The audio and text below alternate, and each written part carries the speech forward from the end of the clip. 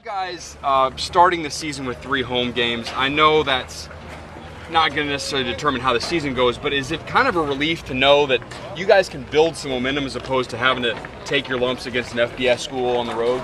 Well, it definitely helps to not open with a Division I FBS national champions or defending national champions. But I think the key challenge for us has been we've had 2 outstanding finishes these last 2 years, but we've had slow starts. And some of it has been scheduling, and some of it are things that within our control too. So it's nice to be able to be at home. We have no excuses. We must get off to a great start, and the schedule gives us an opportunity to do so. Is it a little harder to motivate during preseason practice?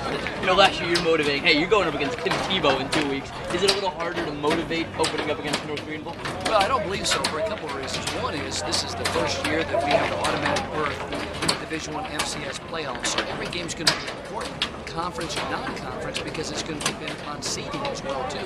The second thing is we have depth. I really believe the most depth that we've had since I've been here. Depth breeds competition, and competition breeds focus. So I believe our guys are focused because they have to be, otherwise they're not going to make the bus. I know you guys don't win games based on respect, but with the results you guys have had over these last 4 or 5 years, with this preseason poll, you guys being now in the top half of predictions, does that give these guys a sense of accomplishment and knowing that they not that they've arrived, but that this is now one of the better programs in the Big South year in, year out?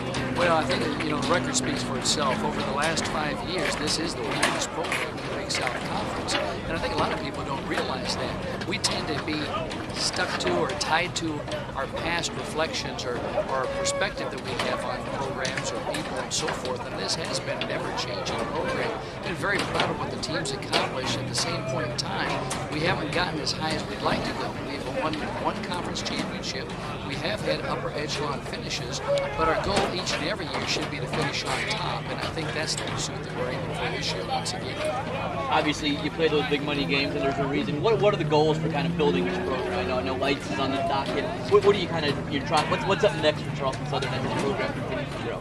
Well, I think the first thing is we want to parallel the growth of the university and the vision the university has, which is integrating faith nationally in leading, learning, and serving, being recognized nationally. And I believe we've gone as a university being recognized as a regional program, and we've become as a football program being regionally recognized. And now we want to take it to a national stage. Now those FBS teams, those FBS games that definitely give us an opportunity to do that, but also competing against some of the best teams that play FCS football, such as Wofford and some of the teams in our league. That's the next thing on the docket, is we want to have that national exposure, and that comes from winning. How has the quarterback battle been in camp with AJ being the lead, but you've got Andrew and Richard pushing him? Has Richard moved up to second string? How's that going, and how's AJ being pushed? Well, I'll tell you what, we had our first scrimmage today, and we tell, as a coaching staff, we tell our young men that we're not going to make depth chart changes until afterwards. So we have to evaluate the film. But, I think AJ has had a good fall camp so far, and Andrew Trednowski, who is our most improved quarterback from spring ball, has also had a good camp as well, too. So right now, I think the way we enter the fall camp is probably, after we look at the films tonight, going to be the way we are, at least today. DCQB is in the past you've had column drafts and triple reach guys that really lean on guys. Do you see AJ as having established himself where he's a lean on guy, no worries about him? Well, I do. I think AJ probably knows this offense as well as anybody that's ever run on offense. He's very competitive, and he's worked extremely hard as well too. So, AJ has set a different standard not only for himself, but he set a different standard for the team as well too. And the team recognizes him as a leader as well too. All right, Coach. Appreciate it. I just have one more question. Separate story. Obviously, with Joel Walton, it's pretty incredible. I mean, for a college athlete, kind of live the life he's living. Let's talk a little bit about Joel and what he's got balance in.